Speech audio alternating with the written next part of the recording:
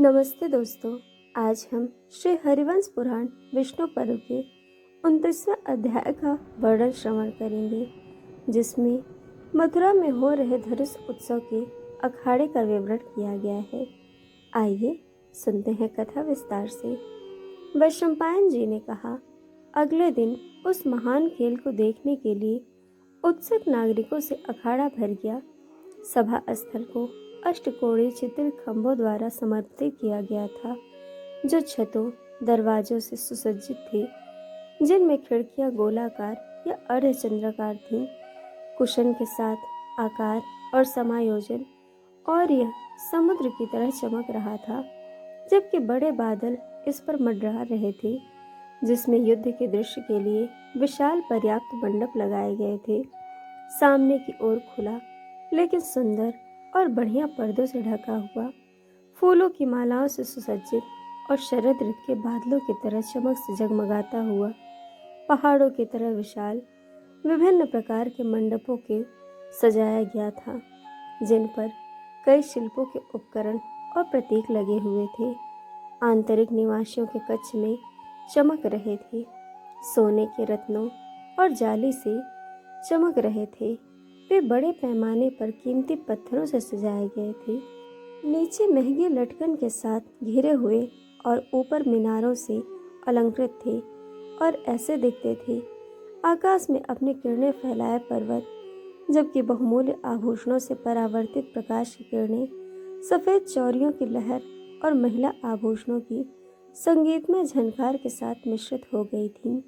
वेश्याओं के लिए अलग अलग मंडपों में सबसे शानदार पोशाकें पहने सुंदर महिलाएं शोभा बढ़ा रही थीं और देवताओं के श्रृंगार की चमक का अनुकरण कर रही थीं। सभा स्थल पर उत्तम आसन, सोने के बने सोफे और फूलों के गुच्छों से मिश्रित विविध रंगों के पर्दे थे, और जल के सुनहरे कलश और जलपान के लिए सुंदर स्थान थे, जो नाना प्रकार के फलों और शीतल रसों और पीने के योग्य शरबतों से भरे हुए थे। और वहाँ मजबूत लकड़ी से निर्मित अन्य कई मंच और चबूतरे थे, जो सैकड़ों और हजारों की संख्या में प्रदर्शित किए गए थे।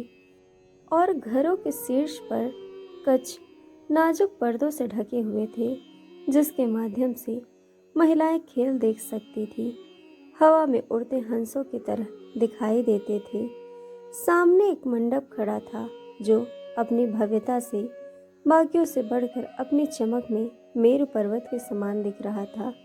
इसके किनारे इसके स्तंभ सुसज्जित सोने से ढके हुए थे, रंगीन रस्सियों से बंधे थे, और हर तरह से एक राजा की उपस्थिति के योग्य थे।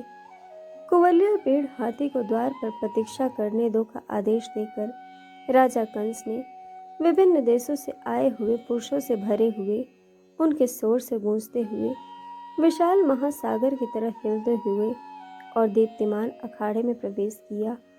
उसके दोनों ओर दो सफेद चौरियां, शरीर पर सफेद वस्त्र के दो टुकड़े और सिर पर सफेद पगड़ी पहने वह सफेद पर्वत के सफेद शिखर के समान चंद्रमा की तरह चमक रहा था। जब वह बुद्धिमान राजा अपने सिंहासन पर निश्चिंत होकर बैठा, तब नगर के लोग उसका अनुपम सौंदर्य देखकर जय जयकार करने लगे। तब मैदान में प्रवेश करते ही ढीले वस्त्रों के साथ शक्तिशाली पहलवानों ने तीन तरफ से मैदान संभाला। तदनंतर तुरही की ध्वनि और भुजाओं की थाप के साथ वासुदेव के दोनों पुत्र प्रसन्न मन से अखाड़े के द्वार पर पहुंचे। जैसे ही वो सुंदर मुख वाले वसुदेव के उन दोनों पुत्रों ने शीघ्रता से वहां प्रवेश किया, इधर उधर घूमने वाले उस पागल हाथी ने उन्हें रोक दिया। वह दुष्ट हाथी बार बार सूंड मोड़ कर शंकरषण और कृष्ण को नष्ट करने का प्रयास करता था। तब हाथी द्वारा आतंकित होने पर कृष्ण ने मुस्कुराते हुए और दुष्ट दिमाग वाले कंस के इरादे के बारे में बोलते हुए कहा, जबकि कंस इस हाथी के माध्यम से मुझे मारने की इच्छा रखता है, वह यम के निवास की मरम्मत के लिए उत्सुक है। तत्पश्चात जब वह हाथी मेघ के समान गर्जना करता हुआ उनके निकट आया, तब बलशाली गोविंद ने उछलकर उसकी भुजाओं पर तमाचा मारा।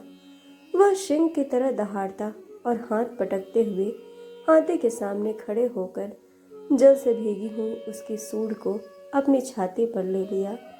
कभी वह उसके दोनों दांतों के बीच में जाते, फिर कभी उसके टांगों के बीच में जाते थे और इस तरह उसे उत्तेजित करते थे जैसे समुद्र को हवा करती है। फिर वासुदेव ने उसकी सूंड, दांतों और टांगों के ऊपर से निकलकर उसकी पूंछ खींची और भूमि में गाड़ दी। वहां विशाल शरीर वाले सर्वश्रेष्ठ हाथी मोहित हो गए और कृष्ण को नहीं मार सके और उनका शरीर मानो पिस गया हो। वह वहीं दहाड़ने लगा।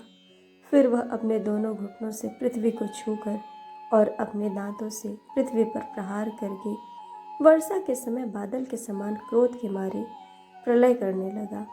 इस प्रकार कृष्ण को मारने के लिए एक बचकाने सनके हाथी के बहाने उस कृष्ण ने हाथी के साथ खेलकर उसे शीघ्र ही नष्ट करना चाहा। तब उनके अपने पांव के निचले होंठ पर रखकर उन्होंने अपने दोनों हाथों से उसके दांत उखाड़कर उसको मार डाला। अपने ही वज्र सदृश दांतों के प्रहार से घायल होकर हाथी ने बड़ी धुन के साथ मलमूत्र त्यागा। उस हाथी की कनपटी से अत्यधिक रक्त निकलता, जिसके अंग कृष्ण ने छत विछत कर दिए थे और जिसका मन दुख से व्याकुल था। जिस प्रकार विंता का पुत्र पर्वत के मुख पर आधा लेटे हुए सर्प को खींचता है, उसी प्रकार हलधारक उसे पूंछ से बलपूर्वक खींचने लगे। इस प्रकार हाथी को दांतों से मारकर कृष्ण ने एक ही झटके में उलवाना नाम के हाथी चालक को चोट पहुंचाई।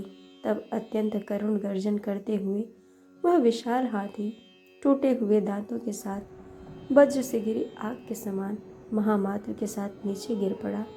तत्पश्चात युद्ध में भयानक रूप से उन दो श्रेष्ठ पुरुषों बलराम और कृष्ण ने तोरण और अन्य हथियार उठाकर हाथी के पीछे की रक्षा करने वाले रक्षकों को नष्ट कर दिया। उनका वध करने के बाद जब जंगली मालाओं से सुसज्जित वे दोनों माधव अखाड़े में दाखिल हुए, तो सभी वृष्णि, अंधक और भोज ने उन्हें स्वर्ग से अपनी इच्छा से नीचे आ रही दो अषडियों के रूप में लिया। अब निस्सिंघनी गर्जनाओं, खुशी के नारों, हथियारों के थाप और हथेलियों के प्रहार से उन्होंने वहां मौजूद लोगों को प्रसन्न कर दिया। हे भारत के वंशज, उन्हें और नागरिकों के स्नेह और आनंद को देखकर अहंकारी कंस दुख से भर गया।